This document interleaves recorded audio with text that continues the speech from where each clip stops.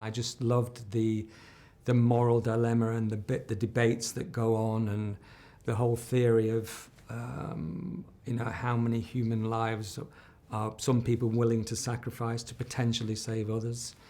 I love the fact that this is going on every day all around the world, targeted assassinations, and how do we as a modern society feel about that, and what are the implications it raises. And I just thought the story beautifully encapsulated all of those issues. When I first met Gavin, I knew instantly he was the guy to make this film. His energy, his commitment to it. And the very first meeting I had with him, he turned up, he brought his big Mac computer to the meeting. There was just me and him and one other person. And he'd been researching for about a month before we met.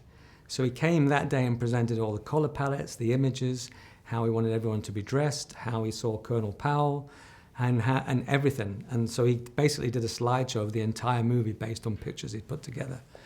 And I know when Colin first met him, I remember Colin saying to me afterwards, oh, he's a guy who'll definitely get this film made.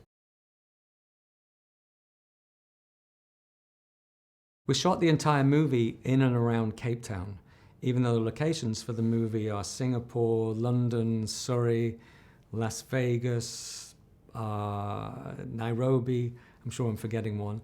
So we tried to find somewhere where we could replicate all of those locations quite easily. Excuse me.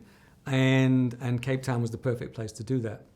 Gavin Hood, being South African and coming from there, knew all the best crews, all the best lighting guys, all the best sound people. And so we decided to do it down there because we thought that was one place, because when you're making a movie, the most expensive thing is moving everybody around from location to location. But we felt we could duplicate all of those places. They'd be totally authentic by doing it in and around Cape Town. The other thing that was pivotal in the decision was using Cape Town Film Studios, where we shoot all of the scenes for Nairobi. None of the actors were ever in the same room or on the set at the same time at any point during the making of the film. So what you would have is Helen being filmed and Gavin saying, okay, this is what's going on. And he was describing to her what would be going on, because the way the actors' schedules was working, a lot of the action scenes were filmed later on. So Gavin would be telling her, this is what's happened here, this is what you're viewing, this is what you're imagining. So the actors had to go through that. Then you would also have Gavin pretending to be Alan Rickman, having the dialogue with Helen, telling her about the conversation that would be going on there. So from a directing point of view, there was a lot of juggling for him and for the actors. This is what gets everybody every time when they see the film. How many innocent people are you willingly and knowingly willing to take out if they happen to walk into a kill zone where you're taking out some bad guys and some terrorists, you're going off to do something indescribable? How many innocent people would you be willing to sacrifice to do that? 1, 2, 5, 10, none?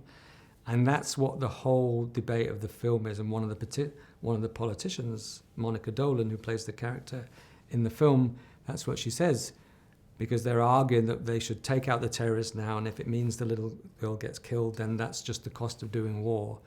And she argues, well, if you do that, then you know we're going to kill that one person for sure, but you don't know that the terrorists are going to make it to their destination. You don't know that they're going to be able to let off their bombs and kill God knows how many.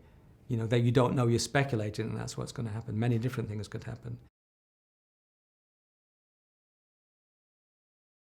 I hope that they will watch the film and go home, go to the pub that night, go to work the following day, and talk to their friends about the issues that go on in this film. Is it right? Is it wrong? What should we be doing? Is there a different way of solving this problem? What can we do? I think so many people feel that there's nothing that they can do about situations that are going on all over the world. They think, oh, I'm just one person, I can't do anything. So I hope in a small way, our film, by starting that debate at a grassroots level, can perhaps help contribute at some point politically to what's going on around these issues.